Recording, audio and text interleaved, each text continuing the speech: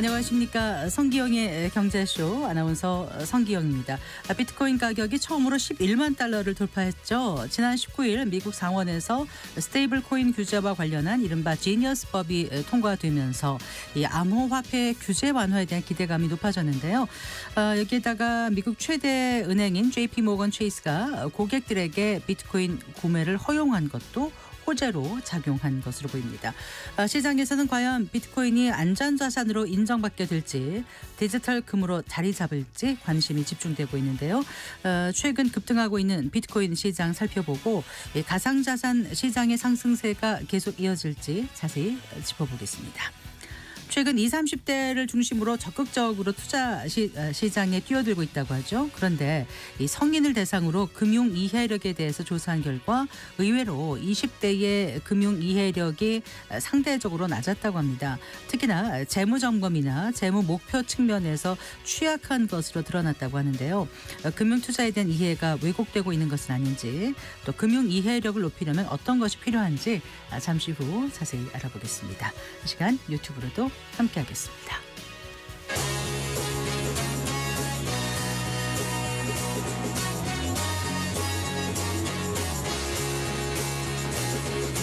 경제 시야를 넓혀드립니다.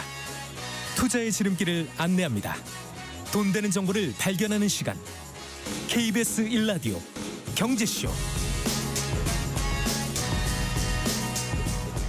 자, 먼저 오늘의 주요 경제 뉴스부터 정리해드리겠습니다. 경제 뉴스 브리핑 손석구 경제평론가와 함께합니다. 어서 나오십시오. 안녕하십니까. 안녕하세요.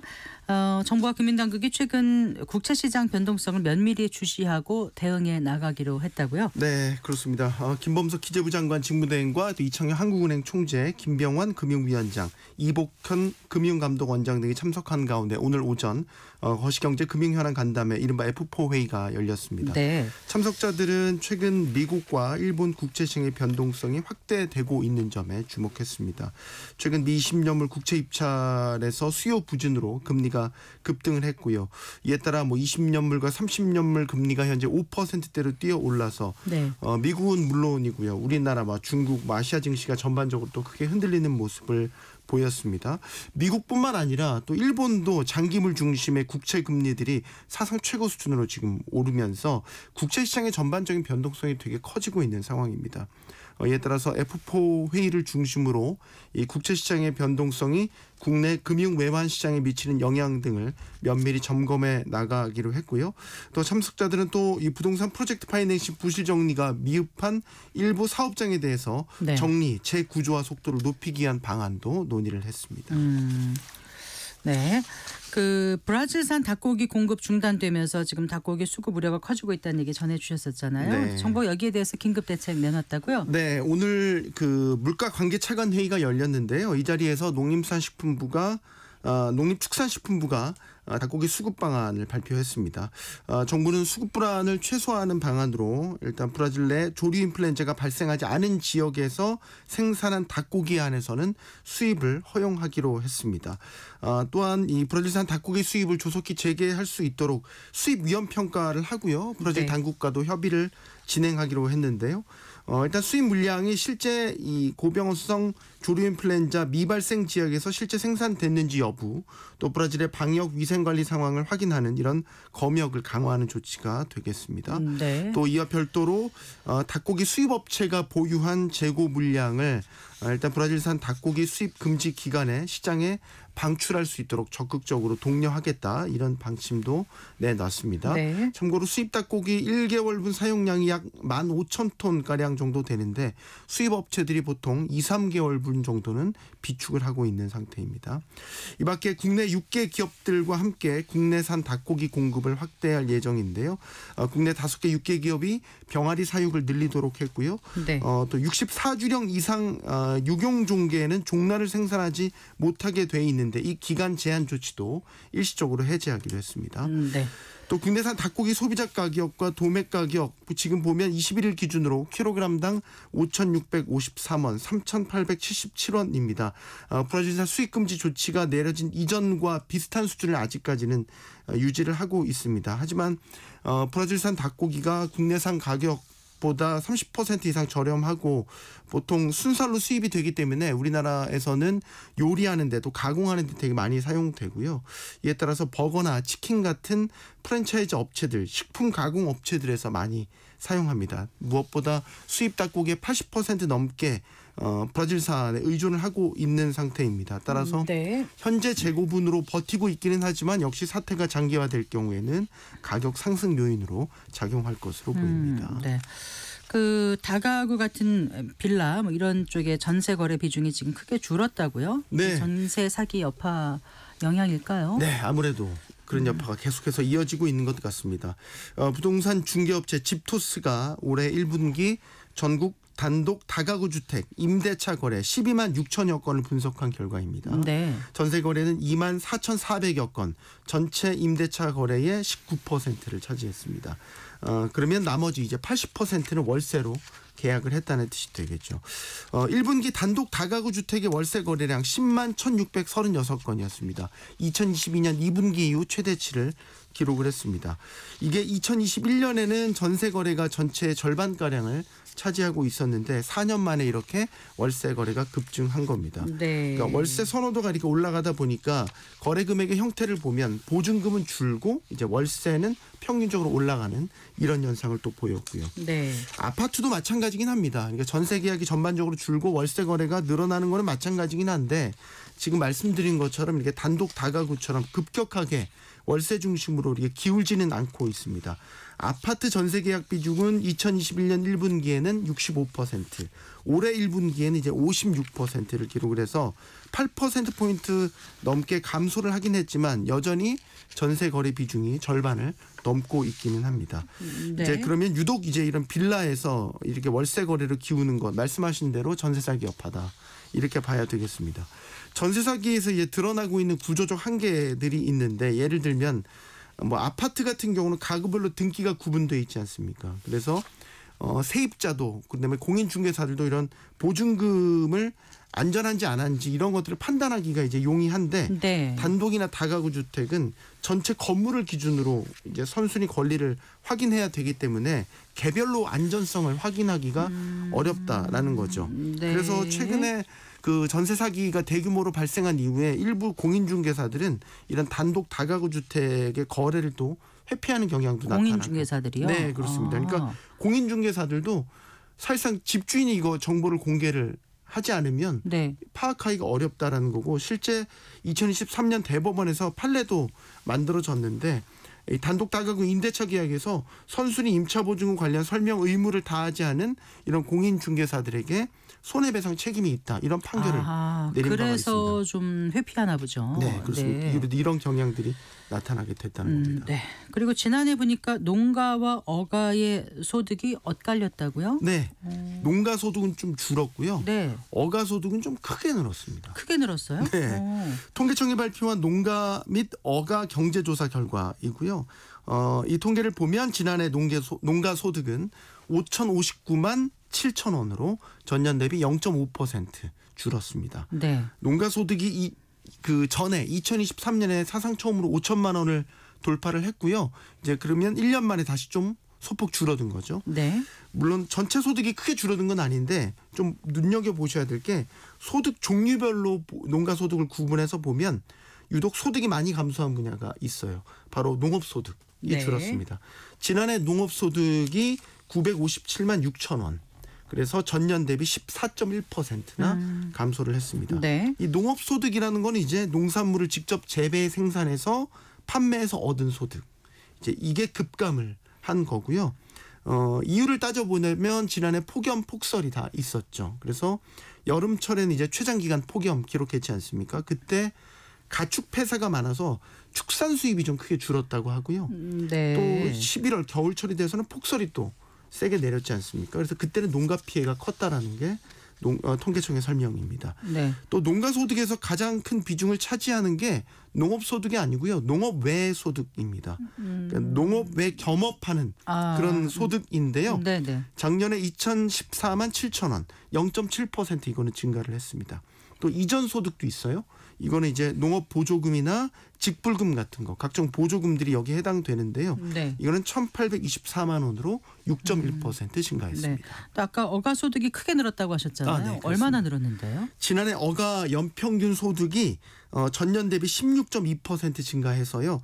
6,365만 2천 원으로 집계됐습니다. 역대 네. 최대 소득입니다. 전 항목의 소득이 다 늘었습니다. 어업 소득 2,788만 5천 원. 전년 대비 30.2%나 증가를 했고요. 어업 외 소득은 1,536만 2천 원, 5% 증가했고요.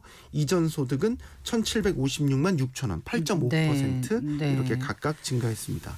그러면 이제 어가 소득이 왜 이렇게 크게 늘었을까? 이게 중요합니다.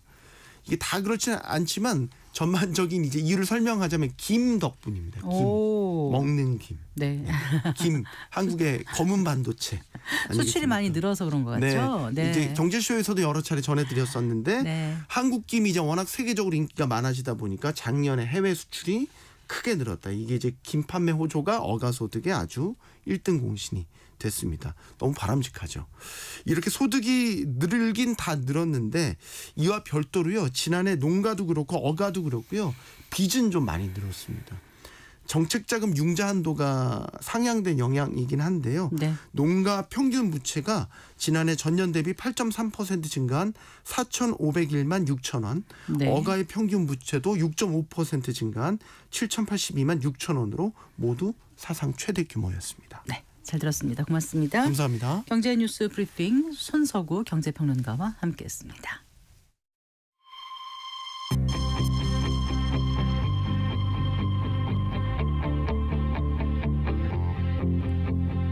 경제 전문가의 원포인트 레슨. 꼭 알아야 할 정보와 이슈를 알기 쉽게 풀어드립니다. 대한민국 경제 고수와 함께 투자의 맥을 짚는 KBS 1라디오 경제쇼. 진행의 성기영 아나운서입니다.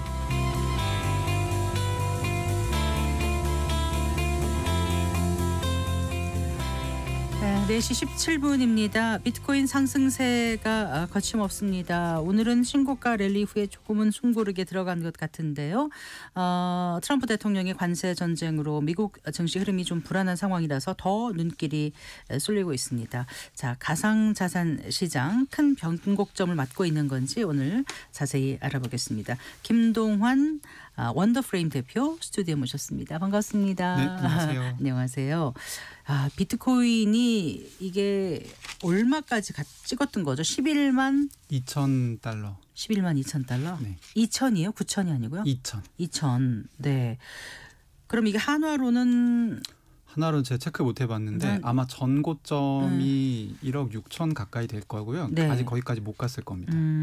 어쨌거나 이게 지금 4개월 만에 사상 최고가를 경신한 거예요? 그렇죠. 네, 네. 이렇게 오른 이유를 뭐라고 지금 보세요, 대표님께서는? 그 질문을 굉장히 많이 받는데, 네. 네. 제가 이제 저번에 여기에 나왔었던 성경의 경제쇼 나왔었던 거 보니까 작년 11월에 나왔더라고요. 아, 그러셨어요. 그때가 이제 트럼프 대통령이 당선이 막 됐었을 때예요. 네. 그때 가격이 한 7만 4천 달러 네. 정도였고. 그때 당시에 이제 비트코인이 올랐던 거는 트럼프 효과고요. 네. 그리고 이번에 오르고 있는 것은 그 미국 정부가 이 관세 정책을 시작했잖아요. 4월 초에. 네. 네, 4월 초에 그래서 4월 내내 경제 쪽으로 굉장히 뉴스도 많고 우리가 겪지 못했던 일들이 많이 벌어졌어요. 그렇죠.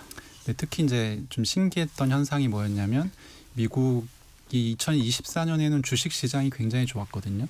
네, 주가가 굉장히 많이 떨어졌고, 맞아요. 네. 그리고 미국 달러화도 굉장히 약해졌고, 네. 그래서 이제 채권 가격도 폭락을 했어요. 그래서 네. 이게 트리플 약세가 나타나는 현상이 굉장히 저는 처음 봤거든요. 근데 그때 비트코인이 금이랑 비슷하게 움직이면서 네. 가파르게 상승을 시작했습니다. 네. 그래서 뭐 상승의 이유가 뭐냐라고 얘기하면 이유가 이렇습니다라고 얘기하기는 좀 어렵지만 최근에 그런 변화가 있었고 그런 변화의 연장선상에서 지금 가격이 좀 탄력을 받아서 이렇게까지 올라온 상황이다 이렇게 설명드리면 좋을 것 같습니다. 네.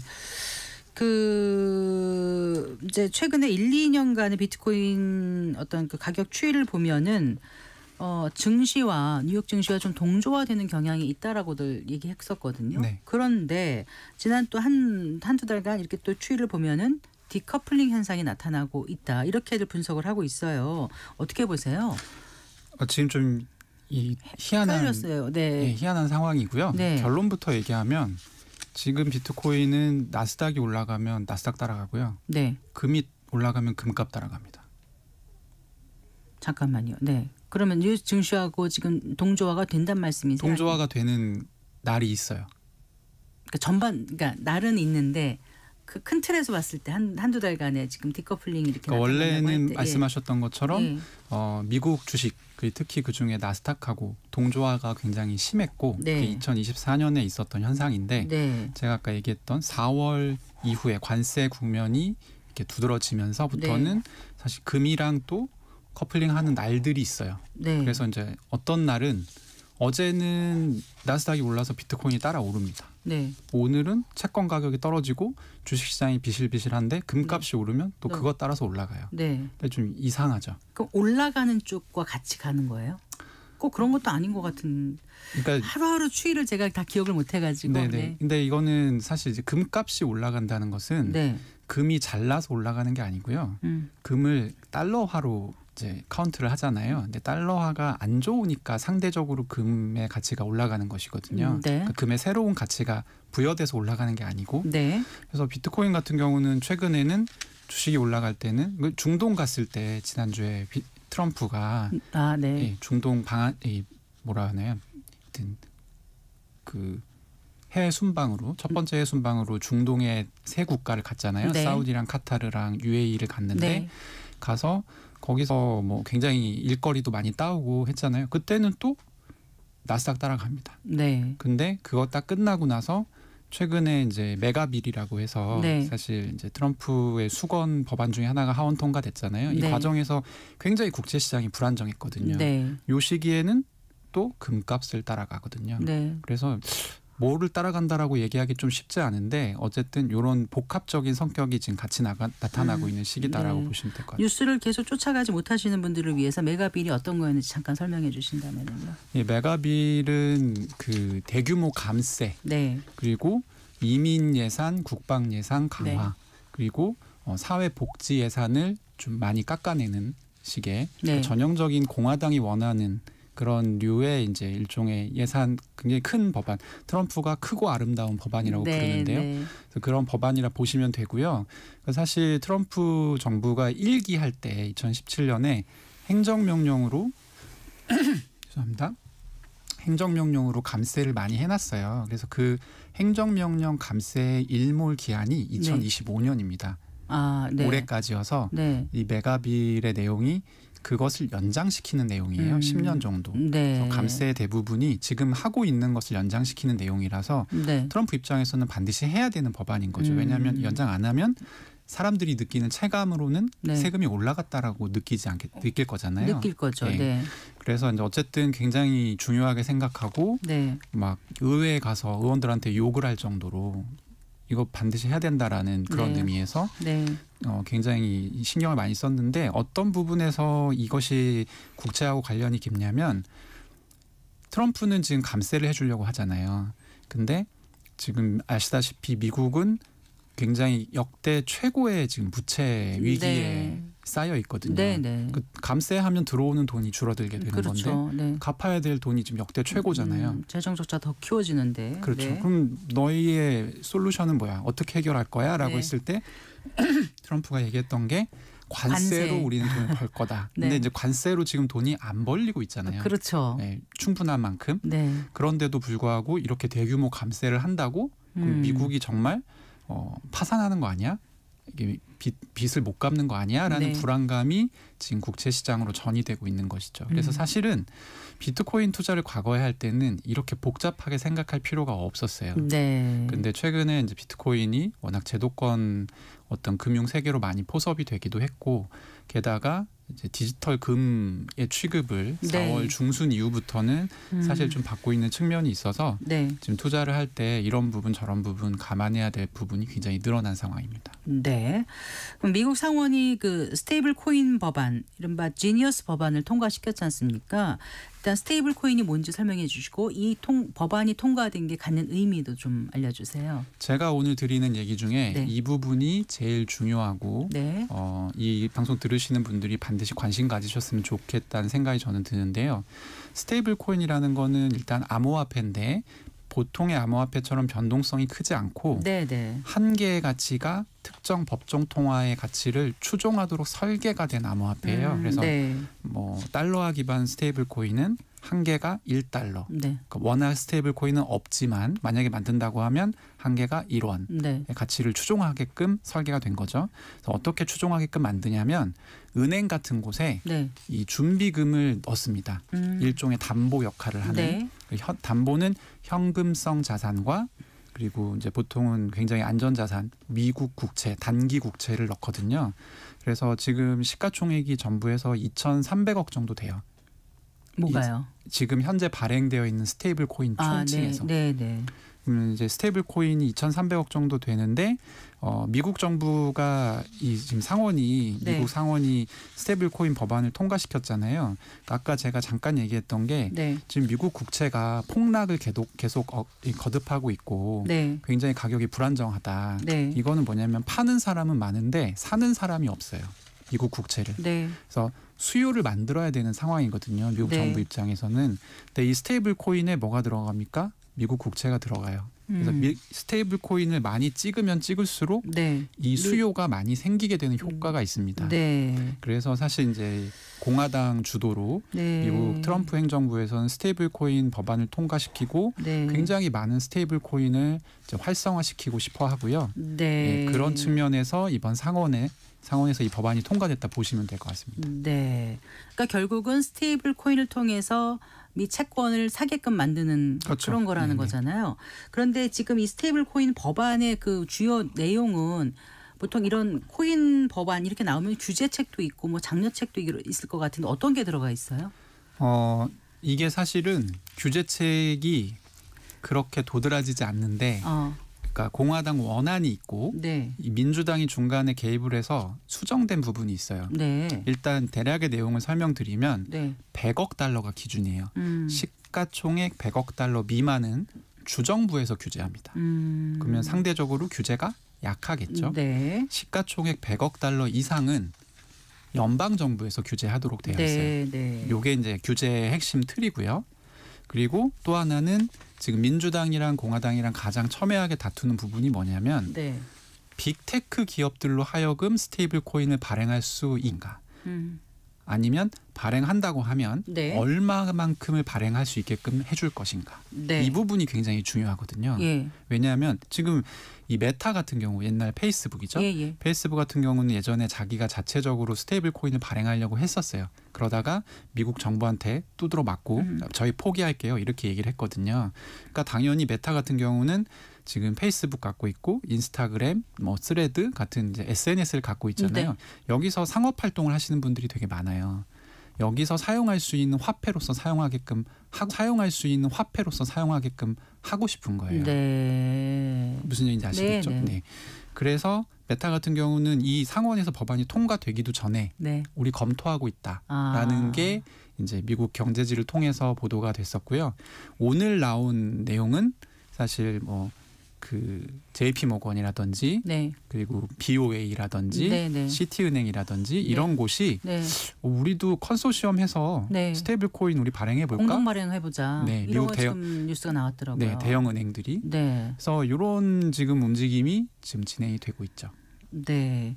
그래서 어쨌거나 지금 스테이블 그 코인을에 관한 그 이제 지니어스 액트 네. 이게 이제 나왔는데 이게 규제 법안인 것 같지만은 스테이블 코인의 어떤 제도적인 그 이제 발행을 가능하게 해서 이게 결국 미국의 달러 패권을 유지할 수 있는 그런 장치가 되는 게 아닌가. 맞습니다. 그러니까 트럼프 대통령이 대선 전부터 계속 이렇게 스테이블 코인 지니어스 법안을 그 강하게 밀어붙이는 게 아닌가 이런 생각이 드네요. 네, 정확한 설명이십니다. 네.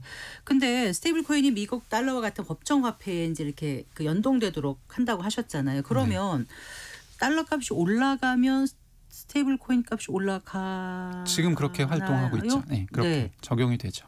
예. 그러면 어떻습니까? 지금은 이제 미국 국채 금리가 지금 그러니까 국채값은 떨어지고 금리는 높아졌죠. 금리는 높아졌잖아요.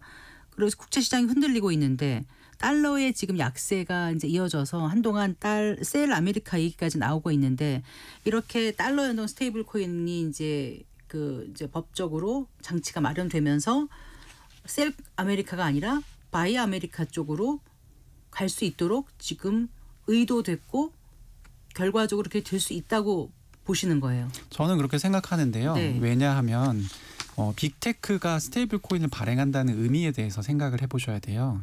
빅테크가 스테이블 코인을 발행하게 되면 네. 일단 얘는 국채 베이스이기 때문에 네. 이자가 발생합니다. 네.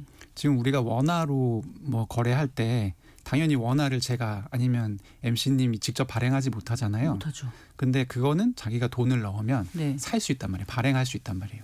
제가 돈을 내면 네. 그 돈만큼 국채를 사요. 네. 그럼 이자가 발생하잖아요. 네. 이 이자 누가 줘요? 누구한테 줘요? 저한테 줍니다. 네. 그러면 제가 돈을 쓰면서 네. 이자를 받을 수 있다는 얘기예요. 오. 재밌죠? 재밌는 얘기는 아니에요. 사실 무서운 얘기죠. 왜냐하면 이게 미국의 예상대로 네. 미국이 이걸 달러 패권의 관점에서 접근하고 있다고 하면 네. 이 미국은 어떤 걸 할 거냐면 이 돈을 EU에서도 쓰게끔 하고 중국에서도 쓰게끔 하고 네. 일본, 한국에서도 쓰게끔 만들고 싶을 거예요. 왜냐하면 네. 이 돈을 많이 사용할수록 네. 자기들은 국채를 더 많이 찍어낼 수가 있고 네. 그리고 이 돈이 많이 퍼질수록 달러 패권으로서의 달러의 가치는 엄청 확장되는 거거든요. 네. 자기들한테 의존하게 되니까요. 그렇죠? 네. 네. 그러면 그러면 네. 상대적으로 해당 현지 국가의 통화 가치가 떨어지게 됩니다. 떨어지게 되고요. 그렇기 때문에 결과적으로는 달러가 강세로 갈 가능성이 저는 높다고 생각하는데 네.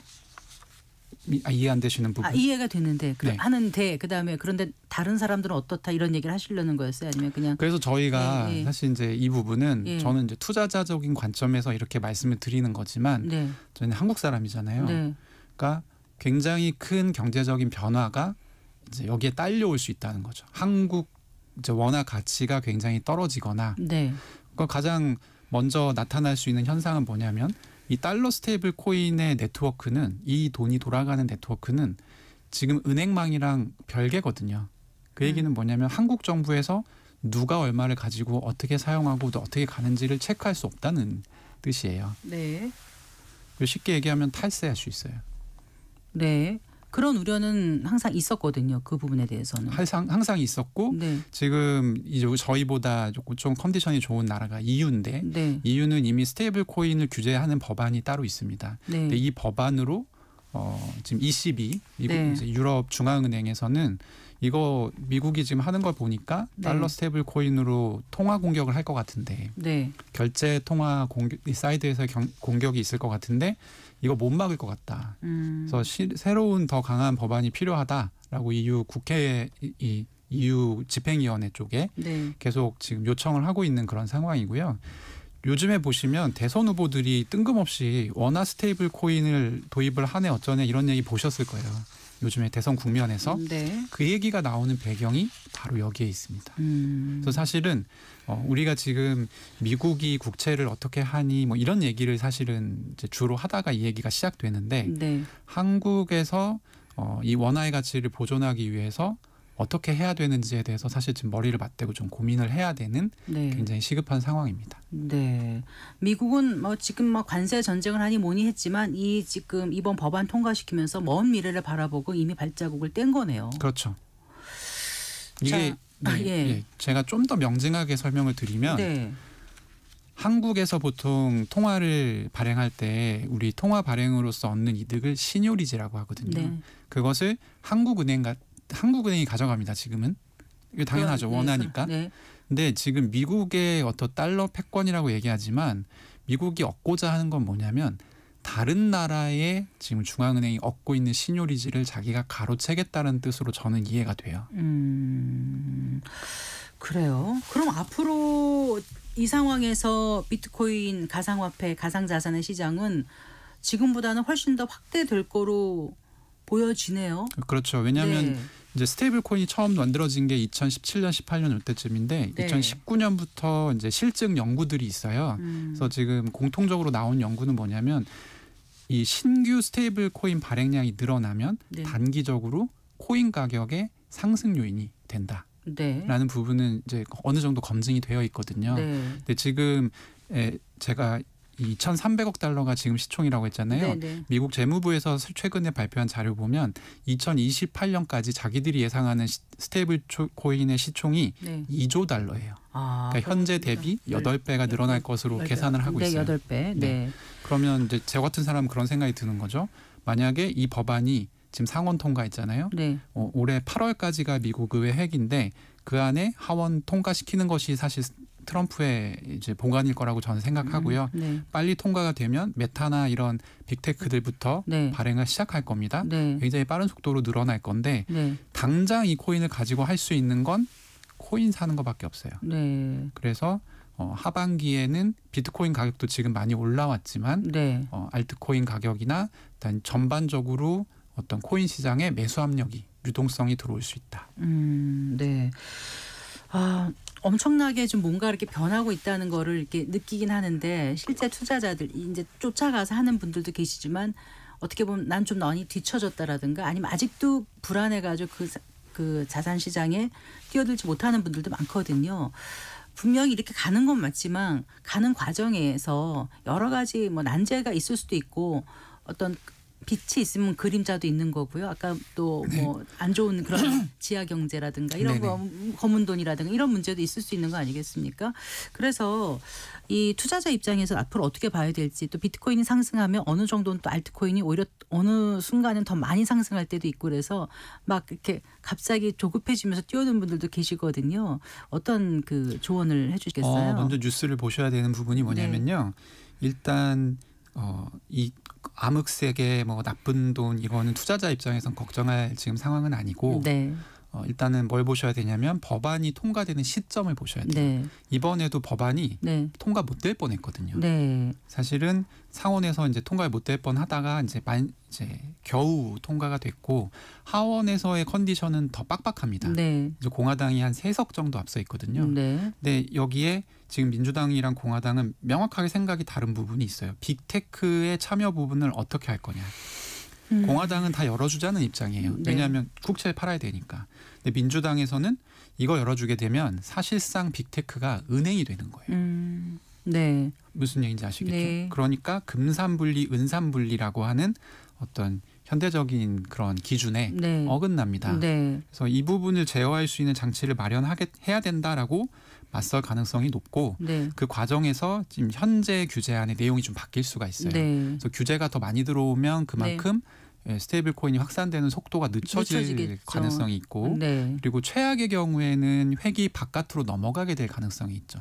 8월 안에 네. 통과가 안 되고 그럴 경우에는 코인 가격을 저는 당연히 이제 코인 가격이 오를 것으로 생각하거든요. 네. 그래서 지금 물어보면 비트코인 연말에 얼마까지 갈 것으로 보세요 하면 대부분 보수적인 전망이 20만 달러를 얘기해요. 보수적인데. 네. 네. 미국에서 얘기하는 전망들이 네. 그게 이제 많은 부분 스테이블 코인 법안의 활성화에 영향을 계산을 하고 하는 얘기인데 네. 결과적으로 이 법안이 통과가 어떻게 되는지 네. 이런 부분들을 좀 지켜보시고 네. 될 것 같다라고 하면 투자를 하시는 쪽이 저는 유리하다고 봅니다. 알겠습니다. 오늘 말씀 여기까지 듣겠습니다. 감사합니다. 감사합니다. 네, 김동환 원더프레임 대표와 함께했습니다.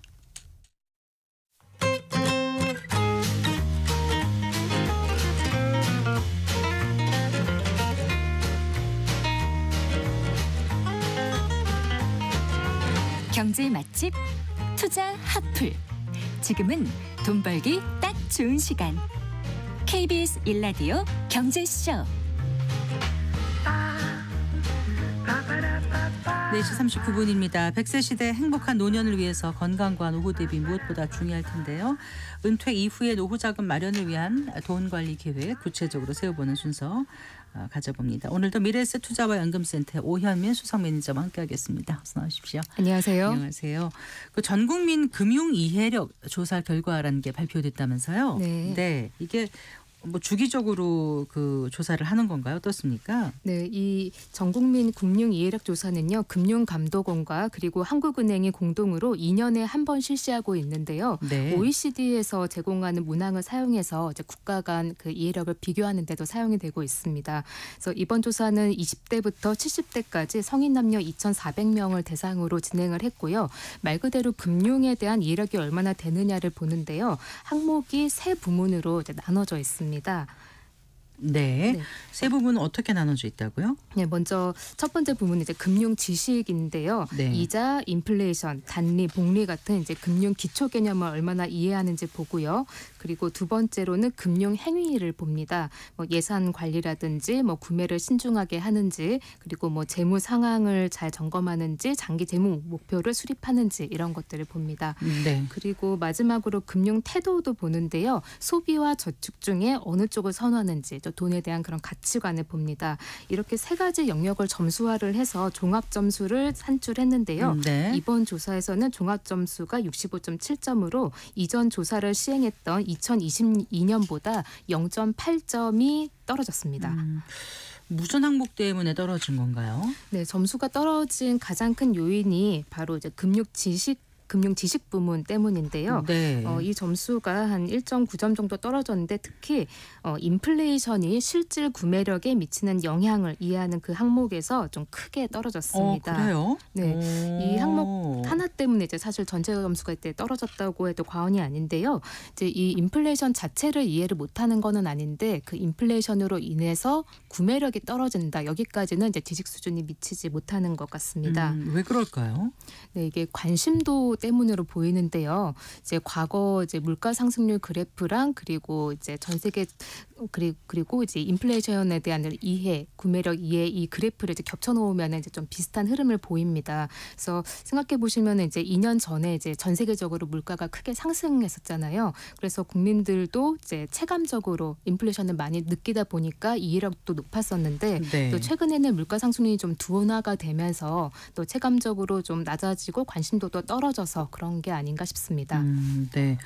그러면 그 금융 지식을 측정한 항목 중에서 우리나라 성인들의 그 수치가 가장 높은 거, 낮은 거 이렇게 좀 볼 수 있을까요? 네. 어떻게 차이가 있는지. 네. 우리나라 성인들이 금융 지식이 좀 높은 편에 속합니다. OECD 평균에 네. 비해서요. 근데 그중에서 특히 좀 이해력이 높은 부분이 이자 개념에 대한 겁니다.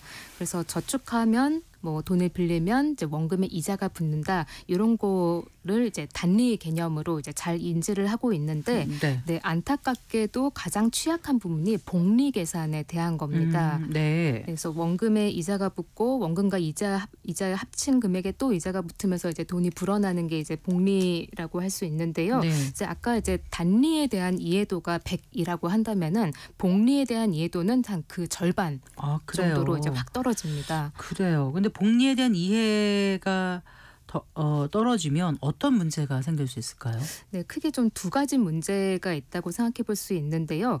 첫 번째로 먼저 이제 빚 관리에 좀 어려움을 느낄 수 있습니다. 네. 그래서 보통 우리가 받는 그 주택담보대출이라든지 학자금 대출이라든지 이런 것들은 다 이제 단리 원금에 이자가 붙는 이제 단리 방식인데요. 근데 복리가 나타나는 경우는 이제 어떤 경우냐면요.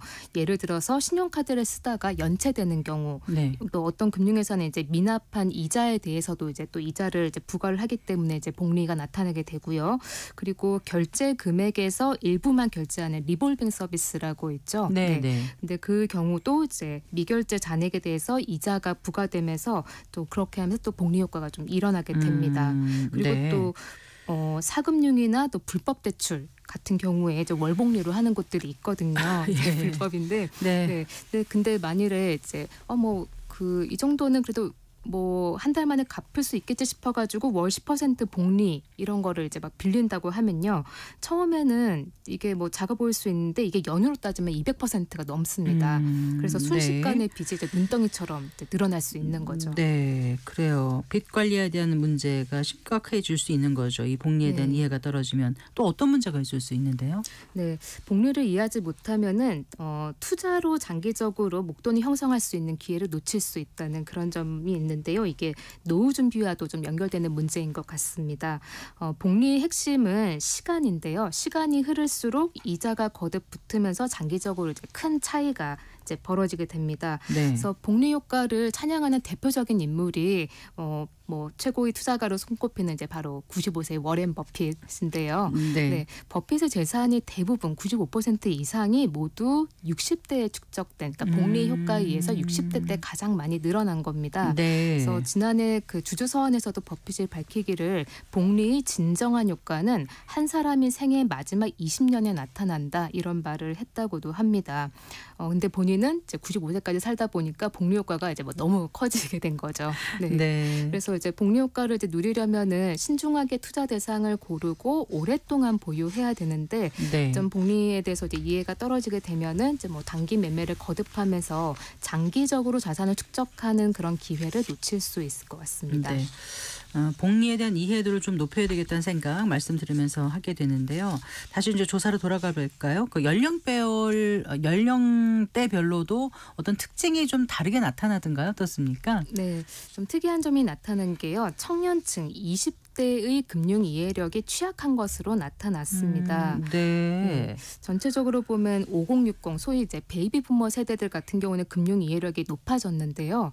네, 20대, 30대, 40대 그리고 70대는 이제 낮아졌습니다. 네. 그런데 이제 그 중에서도 20대가 가장 심한 하락이 좀 나타난 게 특징인데요. 네. 그 하락한 정도가 30대나 40대에 비하면은 3배, 6배 이렇게 떨어집니다. 그래요? 20대 금융 이해력이 어느 부분에서 그럼 그렇게 취약하던가요? 아까 그 세 가지 부문이 있다고 말씀드렸잖아요. 그 금융 지식 그리고 금융 행위 그리고 금융 태도가 있었죠. 네. 금융 행위 부문에서 그렇습니다. 네. 그래서 평소 재무 상황을 점검한다든지 장기 재무 목표를 설정하고 구매할 때 이제 좀 신중하게 하는 거 이런 부분에서 이제 좀 취약한 건데요. 2년 전보다 이제 좀 능력이 많이 떨어진 건데, 그러니까 원래도 약했었는데 더 떨어진 겁니다.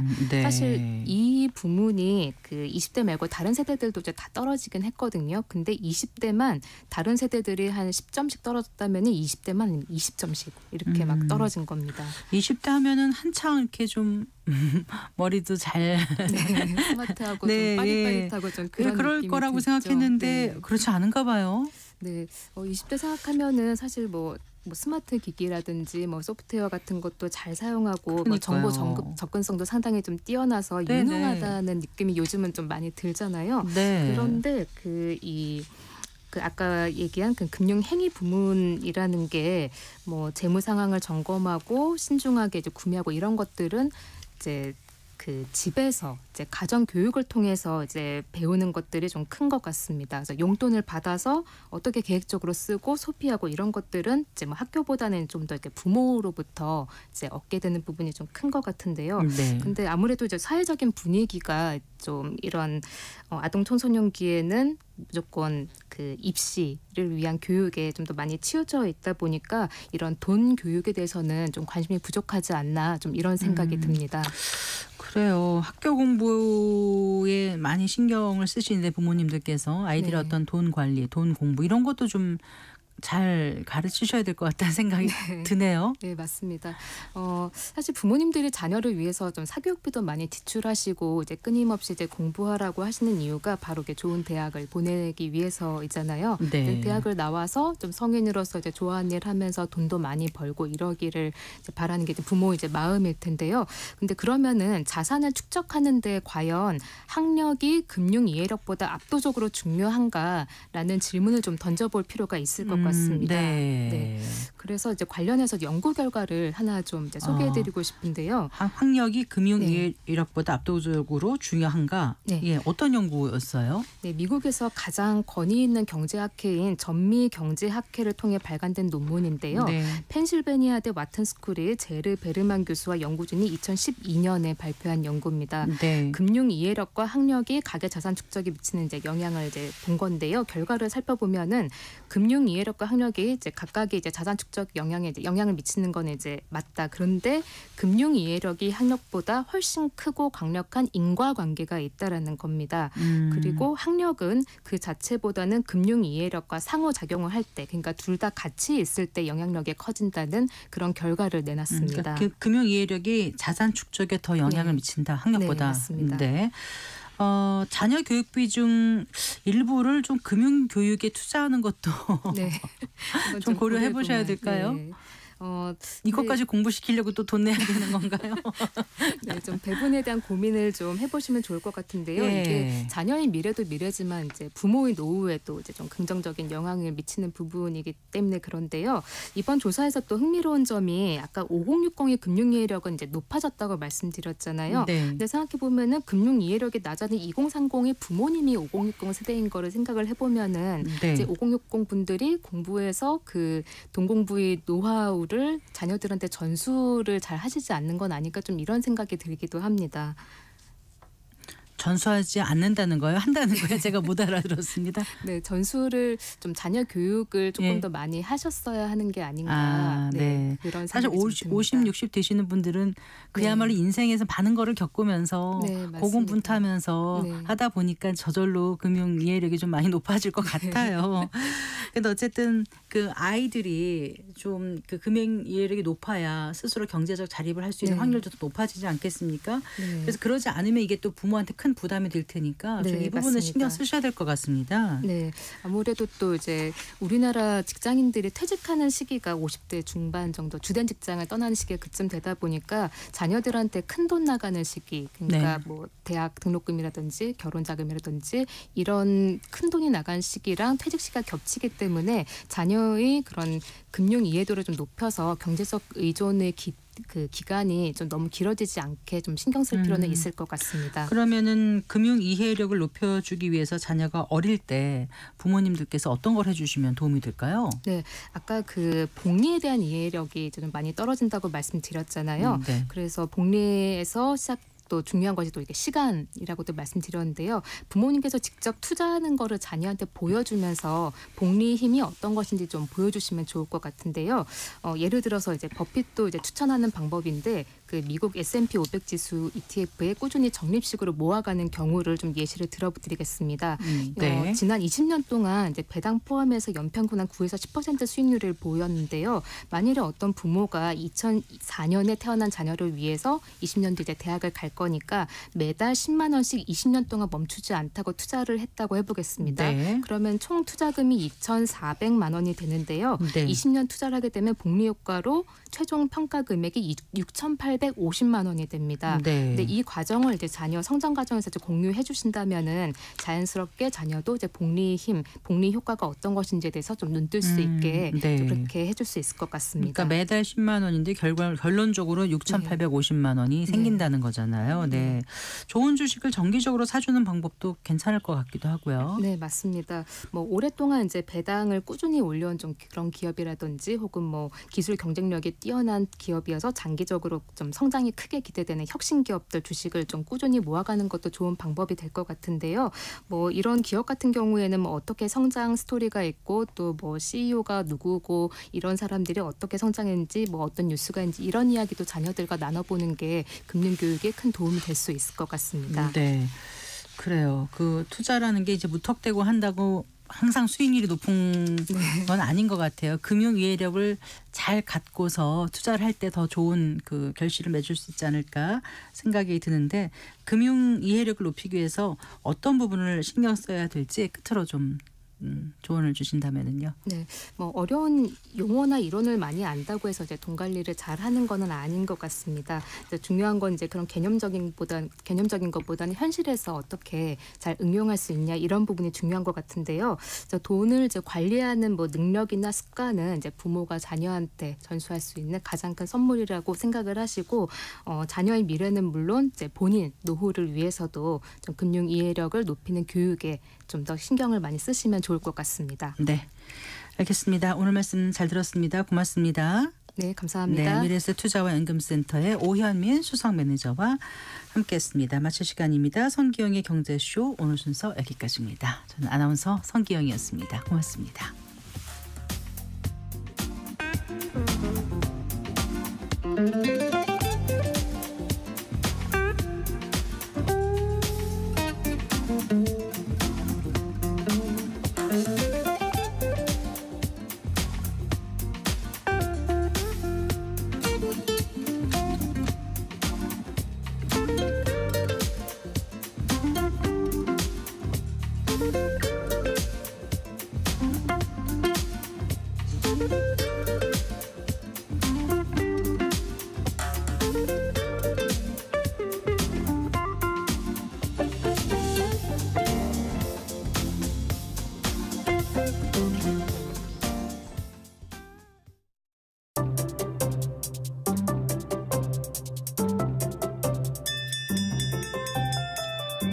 그 시절 12시 점심시간 종이 울리면 과연 오늘의 급식은 뭘까 궁금해하며 달려나갔습니다.